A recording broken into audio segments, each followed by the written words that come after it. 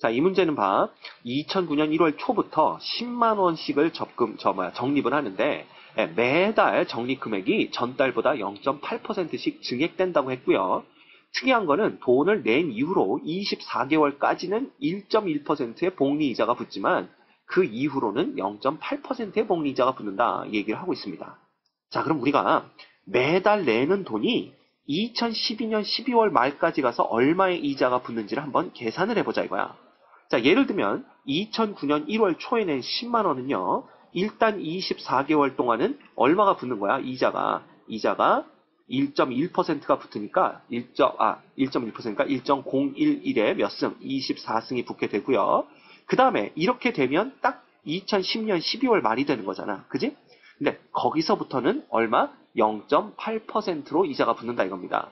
따라서 여기에서 0.8%가 붙으면 또 24개월 후잖아. 따라서 10 곱하기 1.011의 24승에 다시 1.008에 얼마? 24승이 붙게 되는 겁니다. 됐죠?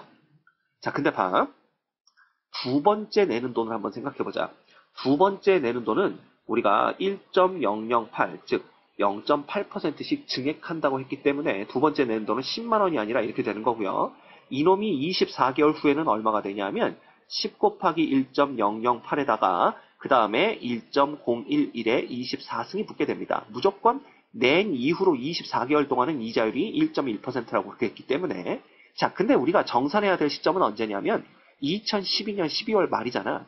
그럼 얘가 아까보다 한 달 늦게 시작한 놈이니까 결과적으로 총 개월수는 얘보다 하나가 적어질 거다 이겁니다. 즉 남은 개월수는 23개월이 되고요. 그 23개월 동안은 이자가 1.008이 곱해지는 거겠지. 그치?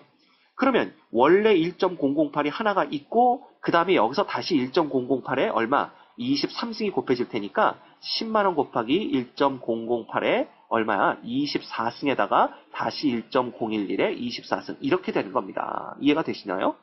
그러면 3개월째 여기까지만 한번 해보자. 3개월째는 1.008의 제곱을 우리가 적립을 하게 되고요. 24개월 뒤에는 1.008의 제곱에 다시 1.011에 24승이 무조건 곱해집니다.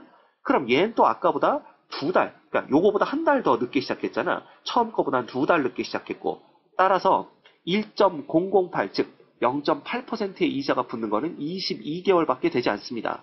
그렇지만 여기가 1.008의 제곱이 있었기 때문에 결국은 여기에다가 1.008에 22승 곱해봤자 24승 되고요. 1.011에 24승이 된다. 이렇게 볼 수가 있겠네요. 자, 그럼 여러분이 확인해 보시면 알겠지만 요 2012년 12월 말에 가서 적립된 금액은 몇 번째 달에 냈든 간에 항상 동일하게 10 곱하기 1.008에 24승, 그 다음 1.011에 24승이 되는 걸 볼 수가 있겠네요. 이런 것들이 우리가 2009년 1월부터 2010년 12월까지 낸다고 그랬으니까 총 24번을 내게 되는 겁니다. 결과적으로 우리가 구하는 것은 24 곱하기 똑같은 금액이 24번이 더해지겠지? 10 곱하기 얼마야? 1.008에 24승 곱하기 얼마가 되는 거예요? 1.011에 24승. 요게 바로 우리가 구하는 금액이 될 거다라는 겁니다. 자, 근데 문제에서 뭐라고 그랬냐면 요거 얼마로 계산하라고 그랬어? 요 놈은 1.008의 24승을 1.2로 계산하라고 했고요. 요 놈은 얼마로 계산하라고 그랬냐면 1.3으로 계산하라고 그랬어. 그래서 실제 이것들을 계산해 보면은 약 300 얼마?